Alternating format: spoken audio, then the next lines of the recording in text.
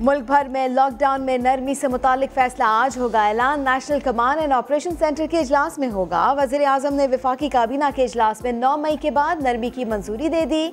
वज़ीर इत्तलात शिबली फराज कहते हैं वज़ीर आज़म क्लियर है, तवील लॉकडाउन नहीं चल सकता। वज़ीर आला सिंध के मामले खुसूसी राशिद रब्बानी का कोरोना टेस्ट मस्बत आ गया। राशिद रब्बानी ने खुद को करंतना कर लिया।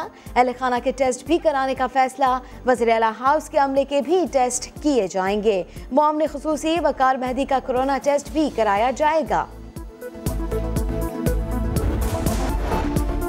डॉक्टर फुरकान की मौत वेंटिलेटर ना मिलने से नहीं हुई। सिविल अस्पताल कराची का डॉक्टर गैर जिम्मेदारी का मुर्तकिब करार। डॉक्टर ने बर वक्त इमदाद फराहम नहीं की। महकमा सेहत सिंध की इंक्वायरी रिपोर्ट सामने आ गई।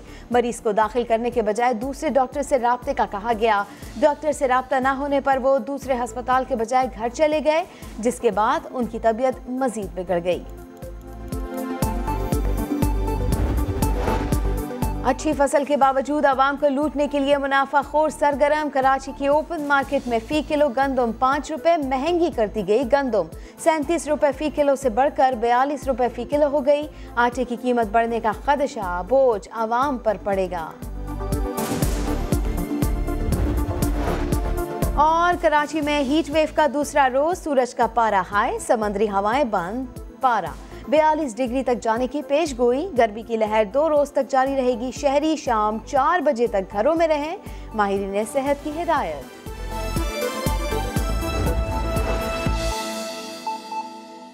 वज़ीर इत्तलात सेनेटर शिबली फराज कहते हैं कि अपोजिशन से ताल्लुकात ठीक होने चाहिए, लेकिन एहतिसाब का अमल नहीं रुकेगा। समग्र नुमाइंदा खुसूसी अब्बास शब्बीर से इंटरव्यू में ये भी कहा, शरीफ ख़ानदान इक़्तिदार में होते हैं, ये लंदन में मुश्किल वक्त में कारकुनान को छोड़ने वाले लीडर नहीं कहलाते। मैच फिक्सिंग के जिम्मेदारों को सख्त सजा देने का मुतालबा भी किया। मजीद क्या कहा, ये देखते हैं।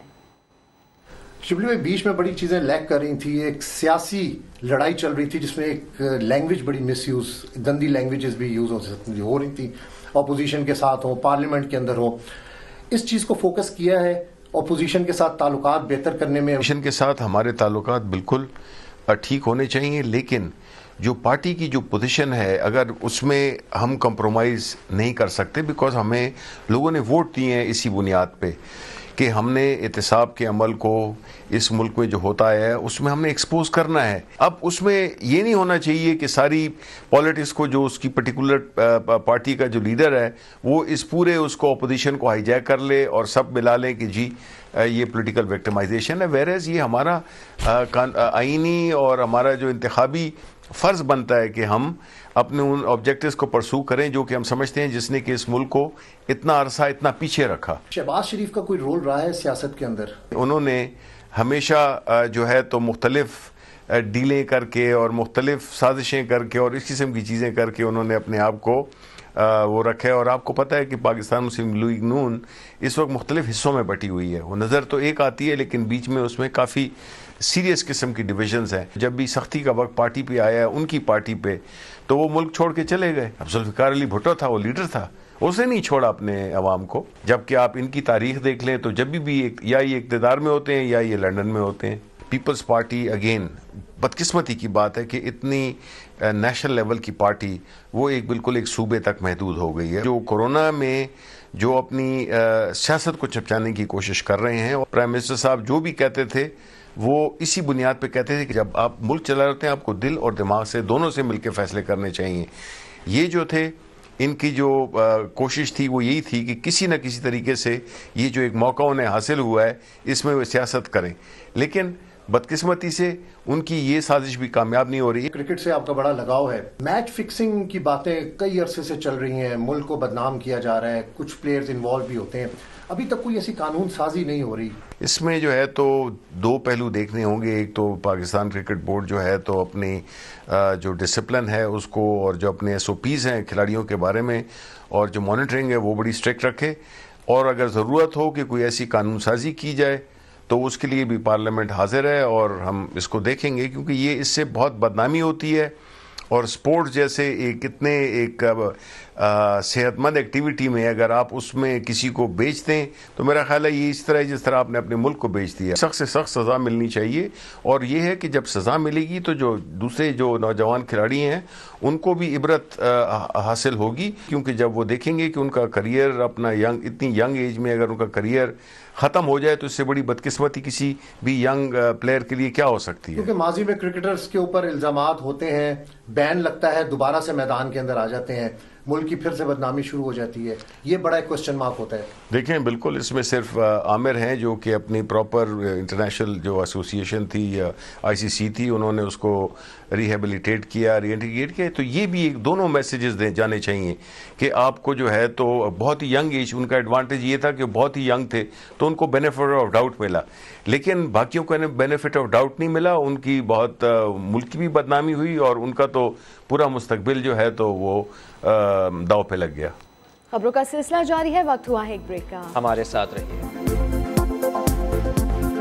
हुकूमत की जानिब से टेक्सटाइल की मकामी सनतें नज़रअंदाज, एक्सपोर्टर को तो तकरीबन 5 अरब रुपए के टैक्स रिफंड अदा किए गए, मगर लॉकडाउन से मुतासर लोकल टेक्सटाइल इंडस्ट्री को 1 रुपया भी जारी ना हो सका। अब्दुल्ला हद की रिपोर्ट। लॉकडाउन में सनतों की बंदिश,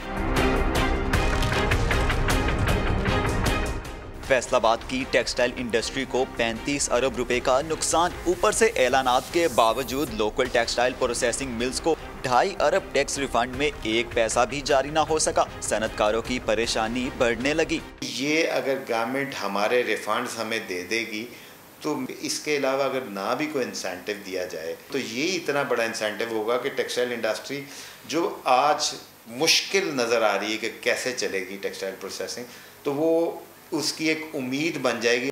हुकूमत की जानिब से टेक्सटाइल एक्सपोर्ट सेक्टर को तकरीबन 5 अरब की अदायगियाँ की गई हैं, जबकि रीजनल टैक्स ऑफिस के मुताबिक गलत क्लेम रिफंड रोके गए हैं। जो आपकी इनवॉइसेस वेरीफाई होंगी उसके अगेंस्ट रिफंड मिलेगा, जो वेरीफाई नहीं होगी उनके अगेंस्ट रिफंड नहीं मिलेगा। हो सकता है आपने गलत रिफंड क्लेम कर लिया, हो सकता है रिफंड एडमिजिबल ही ना हो। अब अगर कोई है किसी के तो वो डिस्प्यूटेड है, कोई बंदा भी ऐसा रिफंड दे के जो कि गलत होगा वो उसको भुगतना पड़ेगा। सनतकारों का कहना है कि टेक्सटाइल रिफंड की अदायगी को जल्द यकीनी ना बनाया गया तो इंडस्ट्री को दोबारा से चलाना इंतहाई दुश्वार हो जाएगा। कैमरामैन कदीरुर रहमान के साथ अब्दुल्ला हद, समा, फैसलाबाद। वज़ारत ख़जाना और स्टेट बैंक का कर्ज़ों के इजरा के लिए रिस्क शेयरिंग के तरीक़ाकार पर इत्तेफाक हो गया है। वर्कर्स को नौकरी से ना निकालने वाले इदारों को 3 माह की तनख्वाहों के मसावी कर्जा मिलेगा। मज़ीद जान लेते हैं, समग्र नुमाइंदे शकील अहमद हमारे साथ मौजूद हैं। शकील साहब, ये तो बड़ी अच्छी खबर है, इसकी तफसील बताइएगा।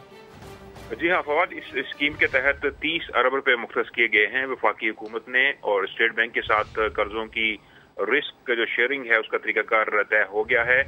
ऐसे इदारे, छोटे इदारे, बैंक उनको कर्जे देंगे आसान शराइत पर।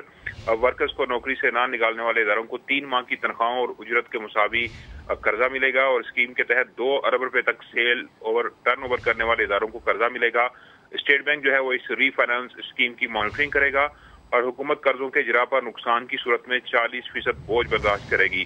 तो मकसद इसका यह है कि जो निजी इदारे हैं अगर उसमें कोरोना की वजह से लोगों का रोजगार छिन जाने का खतरा है, अगर उनको नुकसानात हुए हैं, तो हुकूमत अब मैदान में आई है और 30 अरब रुपए मुख्तस किए गए हैं, कर्जे दिए जाएंगे आसान शराइत पर ताकि लोगों का रोजगार जो है वो बचा रहे। ठीक, बहुत शुक्रिया आपका शकील अहमद। जस्टिस क़य्यूम कमीशन का एक और गवाह बोल पड़ा। साबिक़ क्रिकेटर आकिब जावेद ने इंकशाफ किया है कि जस्टिस क़य्यूम कमीशन में बहुत कुछ छुपाया गया। धमकियां मिला करती थीं कि अदालत में बोले तो बोटी बोटी कर देंगे। अदालत को बताया कि फिक्सिंग के लिए 1 नहीं 5 से 6 खिलाड़ियों की जरूरत होती है। जब सबको मौका दिया है तो सलीम मलिक को भी देना चाहिए। मुझे तो कॉल्स भी आई थी, बोटी बोटी कर देंगे, जान से मार देंगे अगर जाके अदालत में कुछ कहा। बहुत कुछ उसमें छुपाया गया, जिसका इकरार जो है जस्टिस क़य्यूम खुद भी टीवी के ऊपर कर चुके कि सज़ाएं और हो सकती थी सख्त। मैंने ये सोचा कि ये बहुत बड़े पाकिस्तान के एहसासा है, हीरोज़ हैं, तो इनको एक मौका दे देते हैं। फ़ाइन करके साथ लिखा गया कि आप इनको कोई इम्पॉर्टेंट जो है वो जॉब क्रिकेट में नहीं देंगे, तो वो दे दी गई। अभी भी वसीम को दी हुई है, उसमें नाम वकार भी हैं, मुश्ताक भी हैं। इस सारे का सारा शोर किस चीज़ का है कि हमें क्यों नहीं क्रिकेट बोर्ड ने जॉब दी हुई, हमें क्यों नहीं मौका मिला। क्रिकेट बोर्ड में भी उनको जॉब देनी चाहिए, क्यों नहीं देनी चाहिए? जब आपने सबको दी तो सलीम मलिक अकेले का कौन सा कसूर है? मोहम्मद आमिर को हम वापस लेकर आए और उनको एक हीरो पोर्ट्रे किया दोबारा से। तो जितने भी ये लोग हैं जो इन्वॉल्व थे, उनके हौसले बढ़े। फिल वक्त इतना ही। किसी भी खबर के लिए विजिट कीजिए हमारी वेबसाइट sama.tv। इसके अलावा आप हमें फेसबुक और ट्विटर पर भी ज्वाइन कर सकते हैं। एक ब्रेक के बाद दोबारा हाजिर होंगे हेडलाइंस के साथ। आप देखते रहिए समा।